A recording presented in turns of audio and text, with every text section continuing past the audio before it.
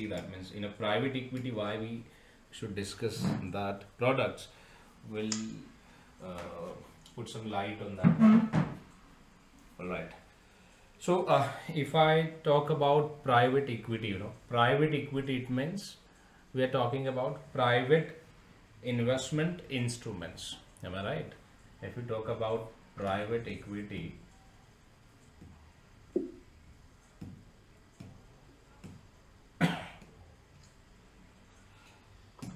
we are talking about private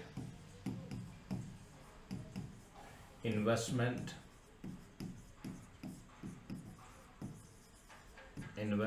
instruments.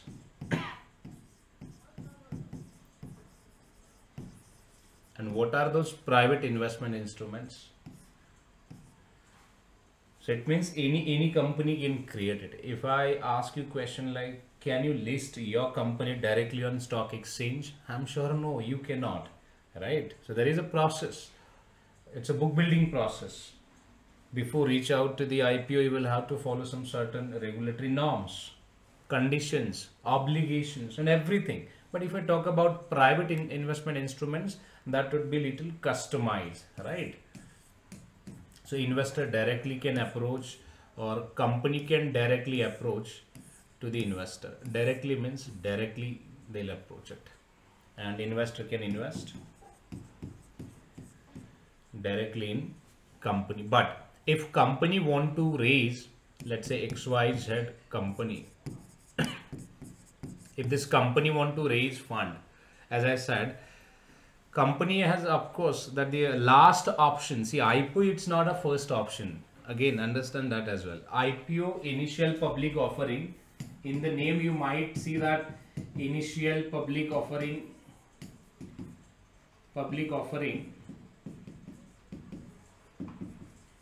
It means it's a first option or choice where company can go ahead and dilute, means board member will dilute their stake and raise funds for their business. No, it's not a first option. Before that you would see lots of investment, private investment instruments. Lots of means lots of. For example, let's say term loan. They'll go ahead with term loan. So in term loan you would see multiple options like revolver credit, right? Delayed drawn term loan. You would see short term term loan. All right, many more means many more. If this company is in, let's say, finance business like NBFC, non-banking financial institution, they can go ahead with asset backend securities, mortgage backend securities, right? Apart from that, the institution can ask or approach investors to invest through loan obligations as well, like NCDs, right? As such, of course, they'll request or approach investors to invest in their business at higher interest rates. Apart from that, see, investors can invest money in company, so where they can directly invest through swaps. So here swaps, it means we are talking about revenue swaps. So where private equity funds will invest in revenue swaps. So they'll exchange revenue of that company with fixed cash flows. Right. So this is how your investments come into picture in private equity business. Now again, so if investor invests, of course investor will comes with certain conditions, right? Investor will, whenever investor invest any money in any business, they always expect return and assurance, not guarantee. Assurance, which is different. Assurance, it means yes, I'll do it or I'll return it. But what if something goes wrong? Again, company will not be able to return that money to the investors. But yeah, so with assurance, so it means they sign certain documents like assignment agreements or asset agreement security purchase agreement or purchase private placement memorandum, or you would see other documents as well. So they actually sign documents and invest their money in that particular company. But so this is a direct process. For example, let's say you have hundreds of crore money, but you don't have time. See, to investing part, it's not a easy. Even if I ask you to invest in any company, let's say on your own, I'm sure you would face lots of problems. Like for example, let's say selection of right broker, selection of intermediate counterpart, selection of let's say custodian, or maybe brokers, interactive brokers who can facilitate for a successful transaction execution or settlement part. So it's not an easy process. See, if you ask me to invest in one company, still I'd be able to manage it on my own. But if I ask you to invest in let's say hundreds of companies, then it's become difficult or challenging to invest in multiple companies and managing research part, financial modeling part, reporting, accounting, regulations, fundraising, commitment management, capital call and distribution management, expenses. Along with all of this, it becomes difficult. And that's what same option if investor want to invest in multiple, let's say, companies, that investor can go through P, means private equity funds, where private equity funds manager, they actually source private deals or companies who are looking for a funds. They actually source it and invest it in the variety of financial instruments, like as I said, loan, ABS, MBS, loans, NCDs, then swaps. It means revenue swaps basically. So they invest it. So we'll see that how financial products works in private equity. Apart from that, maybe you would ask question like, do we see any other instrument? Yes, of course. See, bond and equity, which is indeed, I would say, or by default they'll invest through equity, bonds, preference shares, equity, bonds. It means risky bonds here I'm talking about. Then preference equities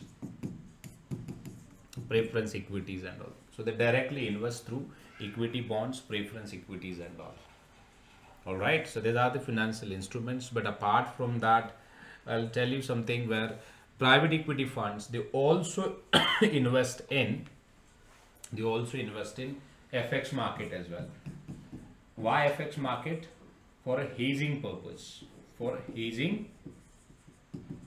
Hazing purpose. We'll discuss that, what is hazing and how that hazing works.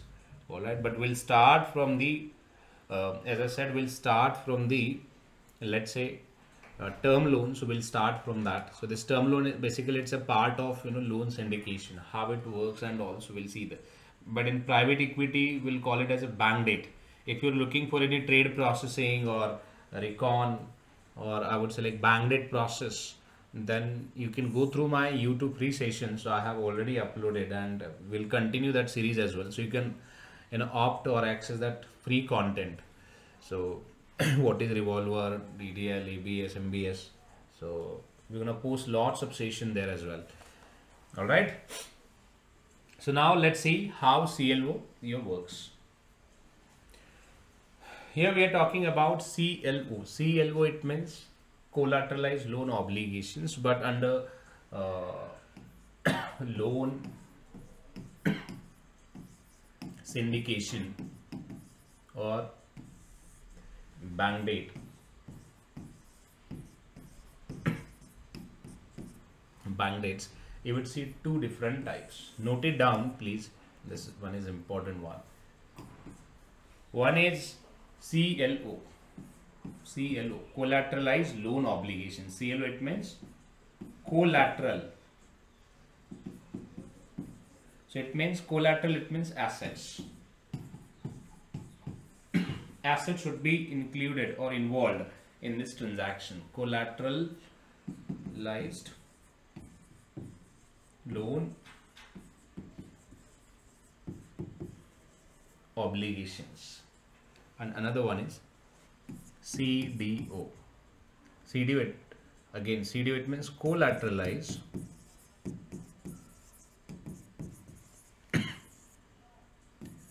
debt obligation. collateralized debt obligations. Under CLO, you would see different types of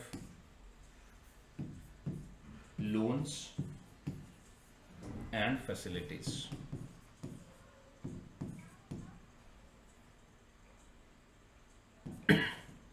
Facilities. What is the difference between loans and facilities? Facilities, it means it's like a credit card or a credit line. Loans, it means directly disburse that funding. So under loans, you would see short-term and long-term business loans. And under facilities, you would see term loan facility, as I said, revolver credit, or a DDL. DDL, it means delayed drawn term loan facility. Delayed drawn term loan facility. All right. So you would see other as well with more customization feature. But yeah. So here actually private equity, see, offer funding to invest in CLOs. It's a huge risky, because what if the collateral values goes down? Collateral, it means we'll discuss that how collateral works and all. But what if collateral value, let's say, drop or goes down? So ultimately, once that value drops or goes down, so it means you would be in trouble, right? Your loan that loan collateral, if it is in, let's say, under tension or depression, so it means ultimately that will affect on the loan's value, and loan value ultimately it will drop. So this is how your collateral works in private equity. Same for CDO and CLO as well, but under CDO you would see two different aspects. One is bonds, but basically only government can issue the bonds, and but private companies, they comes with debentures. Debentures with backed of collateral. All right, and apart from this, you would see asset backed securities, mortgage backed securities. When we say debt, so it means always you would see word like securities in that particular instrument. And when we say obligation, it means we are talking about loans. That's the difference, right? Loans and debt. But in short, technically you would see two different terms, but what I believe, both comes under debt. So it means, so anyways, under bonds or under loans, what we are doing, so basically borrower is offering loan to the lender, right? Lender will my bad, borrower is taking loans from the lender, so lender is offering credit facility or loan, in short, to the borrower. That's all right? But yeah, so those instruments, see, theoretically it looks like okay, very simple, but those are very complex. So we'll see that how your actually collateralized system works. Let's take the example of let's say Yes Bank. Why your private equity come into picture, and I'll start from the very scratch, right? So let's say you are here as a borrower. You have applied for, let's say, home loan.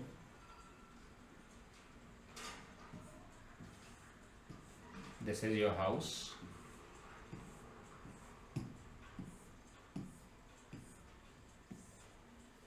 All right. So this value cost is 10 lakh as per market. Right. So why you need a fund? Maybe you required funding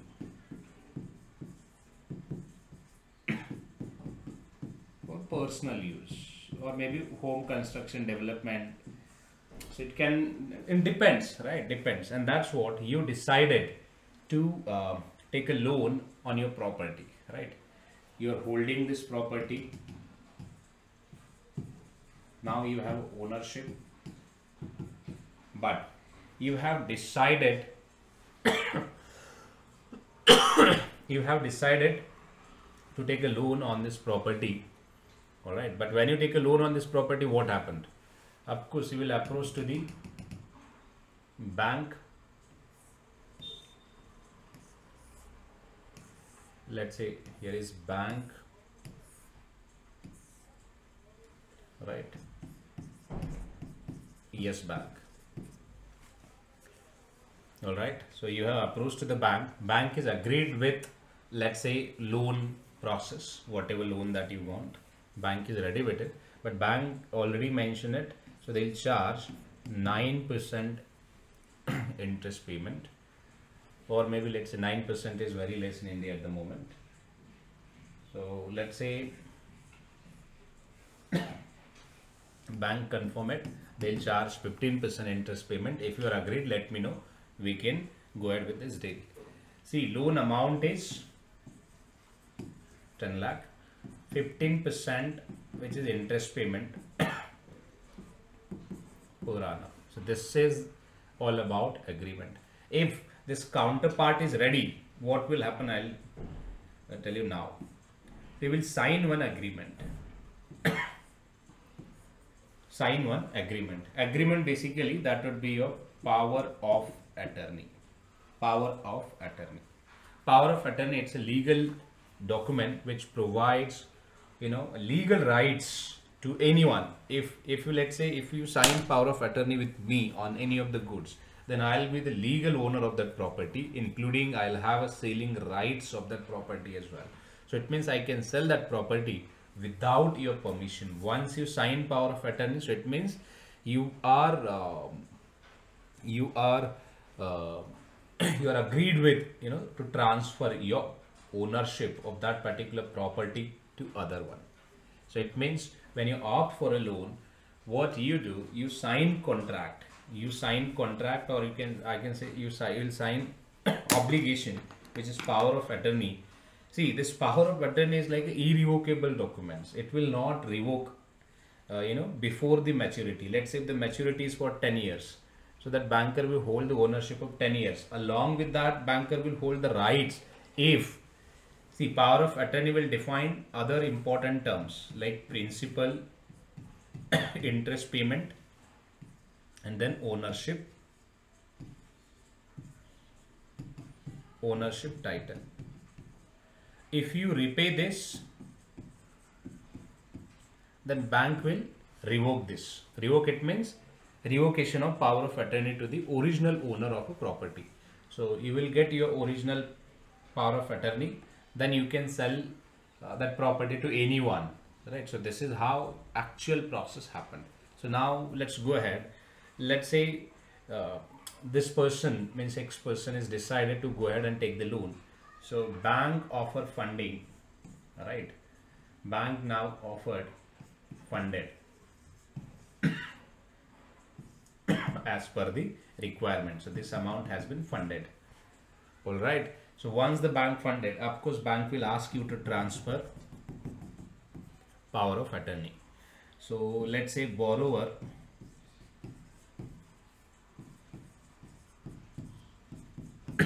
POA to the bank.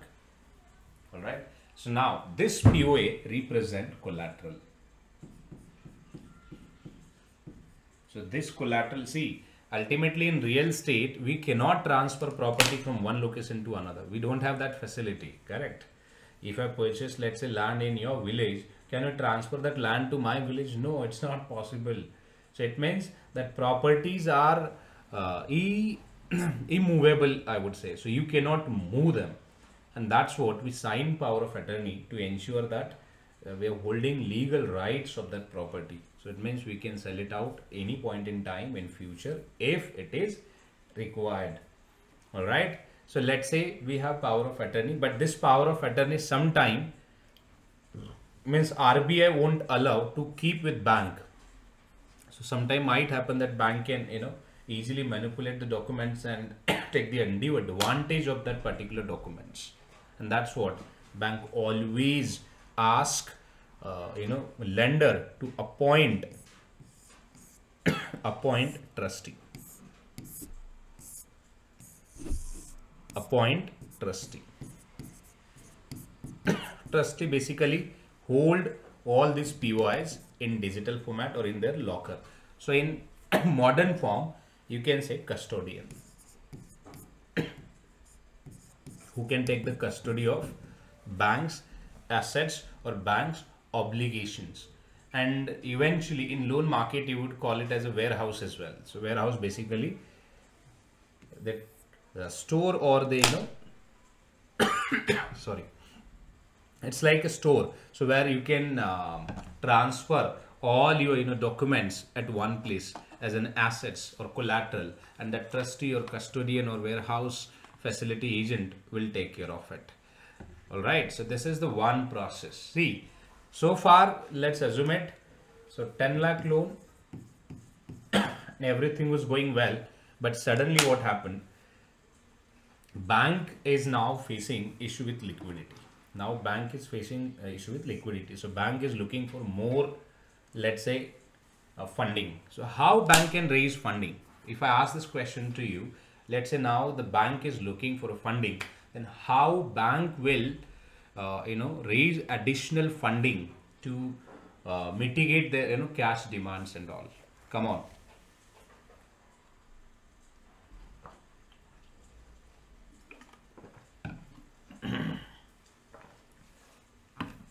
Can you tell me, if now banks, let's say Yes Bank is looking for additional funding, so how bank will mitigate that their requirement, funding requirement?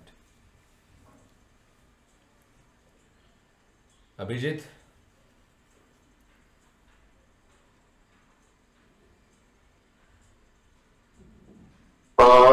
Mostly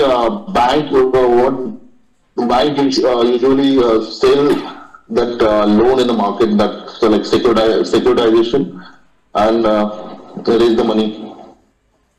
All right. So it means now bank is holding power of attorney, right? So basically power of attorney, it means that power of attorney documents will represent the assets. All right. So this POA is backed with assets because this is a property, right? It's a property, home. So this POA will represent the ownership in this particular home or property, and that's what we'll call it as an asset-backed security. So it means this power of attorney is backed with home, which is value of rupees 10 lakh, current market value. Now, see, in general cases, if you see, bank will definitely try to open more saving accounts or current accounts where people they can invest. But it's like a snacks. It's not a big big business opportunity where they can actually means raise funds in bulk and invest. Because if you see, RBI has a certain obligations. Means so many regulators, they'll have their different obligations when you raise funds. So you cannot directly do the business of that whole amount. So you will have to invest in certain instruments and everything by ensuring you have enough liquidity and all. So it means only 70% amount that you're going to invest, not 100%. Again, here question would be like, then how can we resolve this? So as Abhijit said, so you will have a now opportunity, or I would say facility, to convert that obligation, or I would say POA, transfer this POA to whom? So there are two options. One, bank can create SPV. SPV is basically, again, it's kind of an institution, right? Kind of a private equity fund, but it's not a private equity fund. So only for a special purpose. Special purpose, it can be anything. Anything means anything. It's like a fund. So you can list that SPV, special purpose vehicle entity. So as I said, it's like a P fund only. It's like, but it's not P fund or H funds. Why? Because you would see why we create SPVs. We create SPVs, special purpose vehicle entities, for special purposes. For example, let's say if let's say I have created special purpose vehicle entity to invest in only startup companies. So it means my SPVs in interest is to invest in only startup companies, correct? But if you invest in my SPV, you can invest it. So that becomes for you. So you have invested in special purpose vehicle entity. So it means if you want to create your own SPV, you can create it. If you don't want, then that's fine, you can invest in other SPVs as well. So it means bank can create SPV or bank can appoint even SPV. If the already SPV is there, so bank can appoint that SPV. Why SPV is important now, I'll tell you. So once you appoint SPV, you can transfer this POA, power of attorney document. So basically this is your collateral, other way around, right? It's a collateral. It's a collateral. So go and check it here. So we are talking about this collateral, collateralized loan obligation. So if you see, we have a loan as well. So this person already taken loan of 10 lakh, right, on property.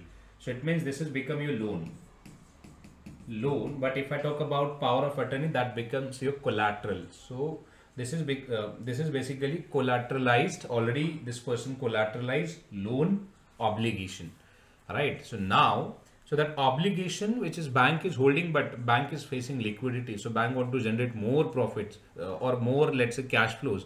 Then bank will go ahead with POA, and POA that will be transferred to the special purpose vehicle entity.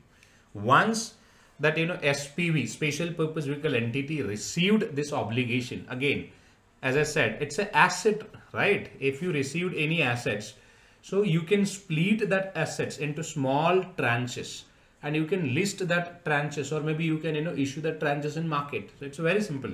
So once you receive this POA, again, so SPV will hold this POA. POA, it means power of attorney, and then SPV will go ahead with securitization process. Security or securitization process. Okay, now your question would be like, so why securitization is important? I'll tell you. Once the POA received to the SPV, see, SPV, it's an entity created, let's say, for a fundraising purpose. So it means SPV will help to securitize banks' assets. So it means bad assets or banks' assets into different tranches or different form of, let's say, another assets to raise additional funding for a bank. All right. So here, if you see, this is a home loan, and that's what bank can create MBS, mortgage backend securities.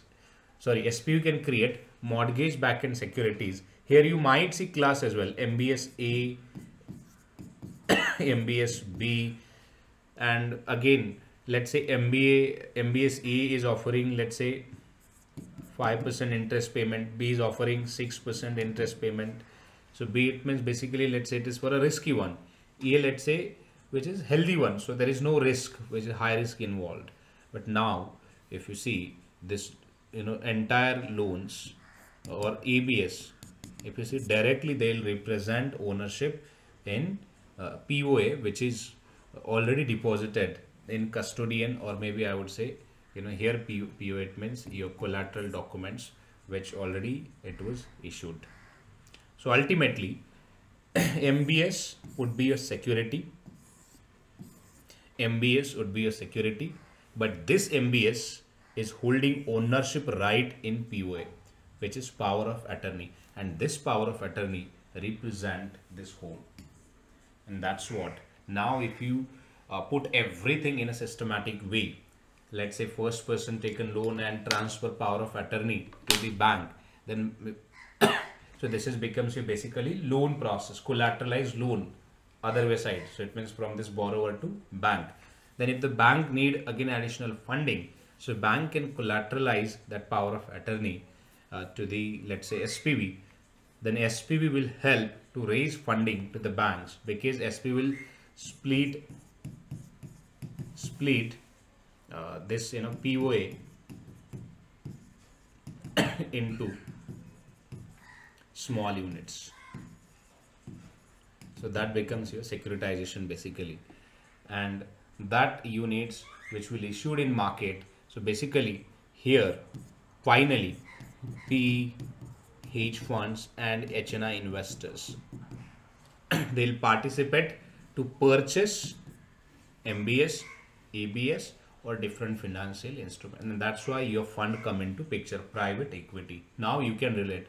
So it means private equity funds invest in ABS and MBS. Why? Because of this interest payment. Why?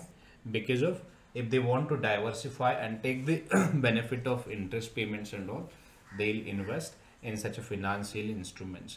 Other way around, if fund invests, so it means why fund will invest? Because directly fund will get opportunity to hold ownership rights in this particular property. That's what they invest. Now understand the fund flow.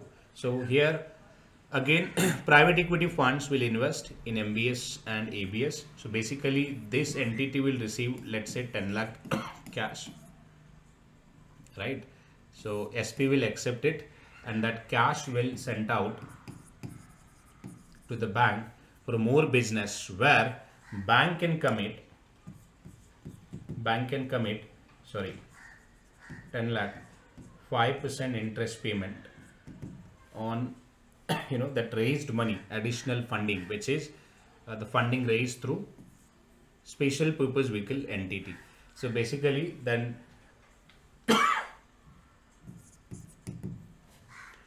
again bank will every month or maybe every quarter, bank will settle the 5% interest payment in the books of SPV. But if you see what is the benefit of this bank received additional 10 lakh. Now bank has a liquidity, plus bank will earn interest payment from this as well, which is 10%. But maybe it's an assumption where depositors money is also, it was, let's say, same. So it means here might see around 7 to 8% interest payment on deposit as well, let's say on 10 lakhs. So basically 1 or 2% still bank will have that leverage or profit with bank. Now if the bank has received additional 10 lakh, again bank can go in market and issue another this loan to again another counterparts. So then in this particular transaction, bank will have additional opportunity to leverage it out. But basically in India it's not allowed to do this, but in US and UK those banks are allowed to do this. But apart from banks, so private equity funds also do the same thing. Basically private equity funds want risky transaction or risky business where they actually target and invest. Why? Because to invest in ABS and MBS, as I said, it would be risky one. So private equity fund managers, they negotiate well, and they actually ask for a higher interest payment. Go and check the news. Byju's has taken loan from the hedge fund, one of the hedge fund, Doppner something, I'm not able to recall his name, fund. Byju's signed facility for 2000 crore, but that institution hedge fund manager only paid 800. Why? Because later on, means post COVID, the valuation or business of Byju's dropped down, and that's what they couldn't continue. Means the Doppner something fund, they couldn't continue with the Byju's deal. All right, because Byju's they collateralized their assets and taken loan around 800 crores. So it means, I believe, Great Lakes assets, entire assets and technology, it was collateralized. Finally, what happened? I'll conclude it. So that deal got cancelled. Cancel, it means Doppner actually they means post COVID they were not interested in the Byju's business. So that directly that fund manager issued legal notice stating that we are looking for a repayment. So it means we don't want to provide you additional funding. So what we want, we want our funding back. And then that's when that Byju's came in trouble, lots of trouble. So actually the deal was signed for 2000 crore, but only that institution transfer 800 crore. But now if you see, within 2 years of time span, that interest amount, 2 to 3 years, let's consider 2 to 3 years or 4 years, within 4 years of time span, what I have seen, 600 crore, which is amount is due for interest payment. So just think about it. So almost 90%. So 800, which is principal, and 600 crore, which is interest payment. So total Byju's is now will have to pay 1400 crore to that particular hedge fund. So just think about it, and it's an opportunity. So private equity funds, hedge funds, see harsh realities, which is something different. if the hedge fund or private equity manager, if they're interested in this particular assets, then they can invest through like this. And once the interest liability or principal liability, let's say, which is higher, then they'll directly take control of this property. Now your question would be like, so why, sir, they'll do it? See, I know it. Fund manager's job is not to run the business. Their job is to provide funding. But once they create a pressure on this particular asset, so assets value will drop down in market, so that they can easily take a control of these assets without any legal hassles. And once they take a control, of course they'll invest and multiply this 10 lakhs value is like, let's say, 2 crore, 3 crore, 5 crore, 10 crore, and then again they'll sell it out to the people like us through IPO. Now I'll come to the IPO. As I said, IPO, it's not a first event. IPO, it's an end events. End event, it means if company want to make a fool to the people like us, not even company, but investors like, or institutions like private equity or hedge funds, they actually invest, and same assets, once that asset value got multiplied in the market, then they come up with the IPO. And then people like us who are looking for a 10% or 20% benefit, see, investor or institutions who have already multiplied their assets by 10x and highly overvalued asset, now they are selling to you because they are not interested. Private equity funds, now they are not interested in business, and that's what they want to transfer that IPO or securities to you. And people are like, they're crazy, they'll participate and buy directly, they'll buy. Anyways, I don't want to get into any arguments, but yes. So now if you see, your collateralized system works like this, and that's what your private equity funds and hedge funds, they'll come into picture because they invest through ABS and MBS. Why? As I said, their intention could be, primary intention is to earn interest payment, but secondary interest, that intention is to look for a diversification. Third is if they want to target that property, or if they're looking for a property as such, so that they can directly invest. Now if you see the Doppner's intention, I'll tell you, they wanted to pull this Byju's in trouble. Why? Because Byju's is one of the edutech which is working globally, all right, and they have even potential as well. Not maybe now, but see, slowly and steadily people will accept, and of course they'll work on their services, and ultimately that will give huge profit opportunities, like countries like India, China, means other countries as well. And that fund manager was aware about it. That's what that fund manager wanted to pull that entire board in trouble. And now I'll tell you the ripple impact. Ripple impact, it means the action of that particular funding. What happened? Byju's had to sold out their assets, Great Lakes assets, to the other entity. So they have sold it out now. They are not holding any Great Lakes assets. They're only, even though they are planning to sell out their Akash business line as well. So that happened, and that fund managers take that opportunity to multiply their assets. It's a business, right? First give a lalach, and once you take it, then of course it's like a lollipop. Take that lollipop, and then again they'll create a lots of troubles. Once you are in trouble, again they'll ask if you need a funding, we'll provide funding, but on discount. Let's say if a property value is 10 lakh, they'll say only will offer value which is 2 lakhs on your property. If you want, take it, otherwise that's fine. So this is how big fund houses they play and take control of such as securities and all. And now if you ask me like securitization, yes, of course, so this is your securitization. All right. Now you tell me if you have any question around this. So this is how your private equity funds enter. This is how your loan collateral, securitization works. This is how your even loan works. But I'll give another example for a loans or different. But same example also, if you can replicate, you can relate with loans as well. So instead ABS, you would see here term loans. Same pattern would be remain same. Instead, only you can change this one. This one. Instead ABS, let's say here, same pool can create term loans. Let's say term loans, term loan A. Here you might see revolver credit facility B. So where SP will create collaterals and raise funding through term loans and revolver credit facilities or delayed drawn facilities. All right.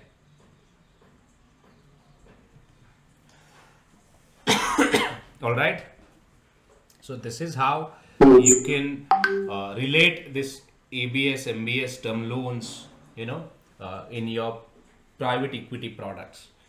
And of course, private equity funds, they invest in such a financial products. All right. So now, if I talk about, let's say, private equity or investment part. So as I said, private equity funds, they invest in other instrument as well apart from that, like swaps or FX and all. All right. So now just, think about it, how FX we can, we can relate with this. First, think about it. You have private equity fund, which is in India, right? But private equity fund manager contacted to the investor who is in US and asked that person to contribute 10 lakh INR. Let's say INR ratio is $80 for per 80 rupees for per USD. Right? If you want to, let's say, take 1 USD, then you will have to pay 80 rupees, 80 INR basically. Let's say this is the ratio. So it means if you now divide 10 lakh divided by 80 rupees, so it would be around only basically 12,500 USD with ratio of this one. Let's say this deal happened in 2019. The rupees a dollar price was 80 in INR, right? So let's say fund manager now raised funding which is 10 lakh from the US investor, right, in India, and this investment, let's say, invested in highly risky, let's say, equity or startups. So within a 2 years of time span, what has changed? What had changed? Let's say now it's time to calculate current market value. Let's say 10 lakh which was invested, this value would change, and this value which is at 15 lakhs. This you can directly transfer, but you cannot directly transfer. Already you have only raised 10 lakhs. All right. Maybe let's say you had committed 10%, 20%, whatever commitment returns, so that you can return it out. But at the time of paying, let's say 10 lakhs, if you are paying 10 lakhs, what will change? I'll now tell you. If you return this 10 lakh, just do the calculation. 10 lakhs divided by 80, let's say 2 or 0.5 something, which is current market, dollar price. Maybe I don't have exact data, but I'm just assuming. Let's say rupees value which is 82.5. So 10 lakh divided by 82.50. So that becomes 12,121.21. 12,121.21. But here is a catch. Investor paid to you 12,500, right? So that your 10,000 value, which is at the moment, if you convert into USD, so which is around at 12,121. See the shortage, 1 to 1.21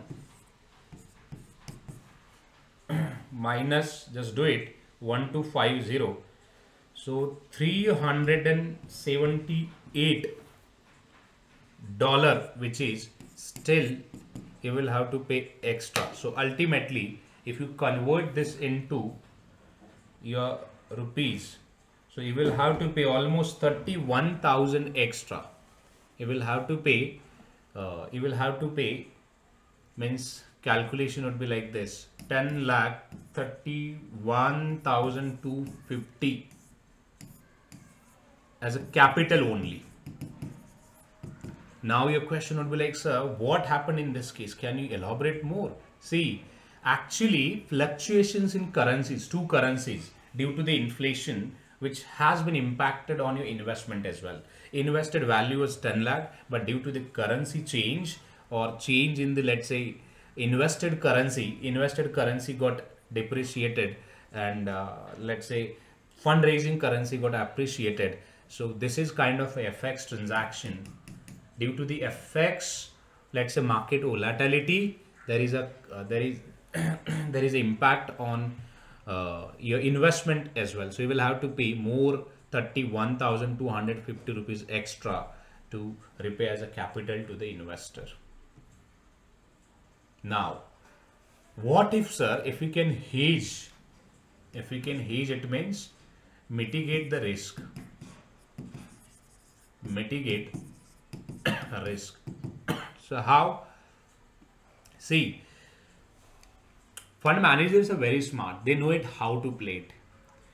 And why fund manager will pay this extra 31,250? Now your question would be like, sir, what if, let's say, entire amount is from, let's say, investor? What if we if we return everything to the investor? See, general partners, as we have discussed in private equity, you would see two type of people. One is limited partners, another is general partners. So general partners basically charge commission on this investment after repayment of capital. So now if we hedge this, so it means you need to only return 1 lakh as a capital, and whatever interest payment that you would see, let's say interest payment committed was this. So basically on 4,50,000 you can directly, means fund manager directly can charge 20%. But if you haven't, let's say, effective hedge in place, so it means you will have to also return 250, which is FX currency loss basically to the investor. So it means your updated gain from investment would be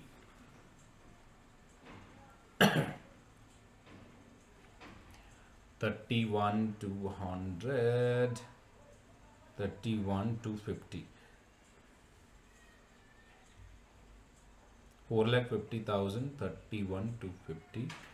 So instead of this, fund manager will have to charge incentive fees on this amount. See this.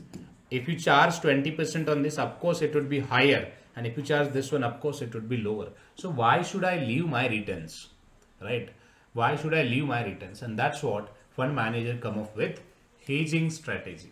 Hedging, it means to control this 31,000 extra loss which will incur through this FX conversion. Then how they'll go ahead? Of course they'll sign put option, or maybe they'll sign future or forward contracts, right? So depends on their investment horizon. If it is long term, of course, then they'll go ahead with forward. If they have a medium term investment horizon, then might be they'll go ahead with future. And if they have any, let's say, short term investment horizon, they can go ahead with options. Options, it means now here in this case currency got depreciated. It means they can sell if the investment price is, or capital, let's say received price is 80, so that they can take a put INR which is 80, which is future dated. Put, it means they'll sell it out this one, and also they'll buy USD, which is, let's say, 1 USD for whatever amount you would see. They'll buy USD, call USD as well. So it means if investment price, let's say, goes high, the dollar price goes high, still they would be in profit. And if INR price, let's say, got depreciated, so they'll be in actually profit again here as well. So it means, of course, through FX transaction, they will have a loss of 31,250, but same profit they might see here as well, which is here they will have, means in a hedging they will have positive number, and in FX transaction they will have negative number which they're gonna pay it.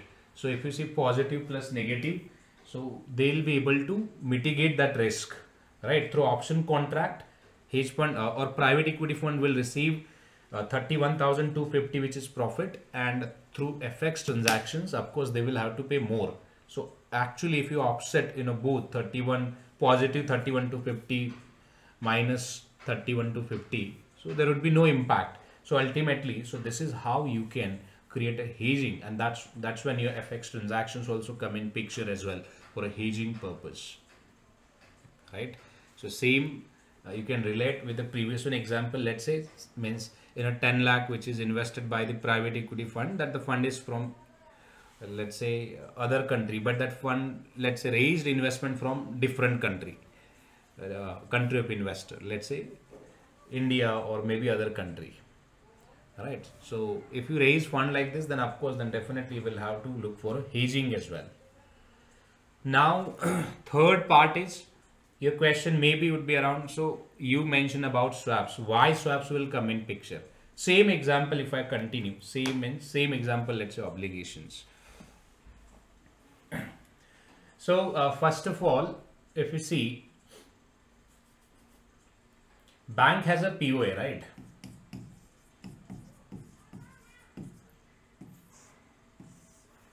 The bank has a POA with 10%, sorry, 15% on this amount.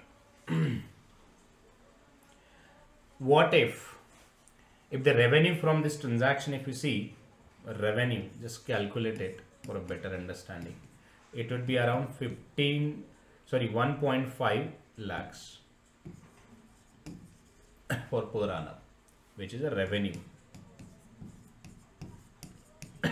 from this transaction. What if there is a P fund is ready to invest, which is 10 lakh, but with different interest payment. Of course, S Bank will try to negotiate with P fund, and let's say they have negotiated that private equity fund is ready to invest, which is 10 lakh through 10% interest payment. So if you see, this P fund will transfer 10 lakh to the bank, and bank will provide 10% return to the, let's say, private equity fund. Or I would say total revenue, it means whatever revenue it will be generated. So that also happened sometime.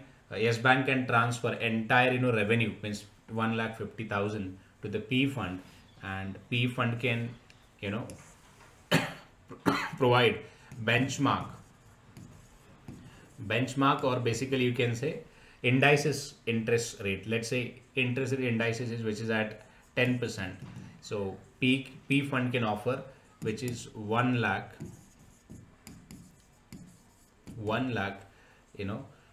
interest payment to the Yes Bank. So now here, if you see revenue, if you see the net revenue, so ultimately P fund would be in profit. P fund would be in profit of 50,000. Why? Because 1 lakh, which is 1 lakh cost. But as I said, S Bank is going to receive 15% interest payment from whom? From the end investor, right? And that's what bank always will try to negotiate with lower amount. Let's say bank did it and this deal got executed. Finally P fund will receive revenue of 50,000. So that 50,000, it will be a revenue of private equity funds, and same bank will book as an expense on swaps transactions. But eventually, if you want to sign this particular this is kind of even interest rate swaps as well. So if you want to sign interest swaps like this, so basically your notional amount plays very crucial role. Notional amount, it means basically it's a loan amount.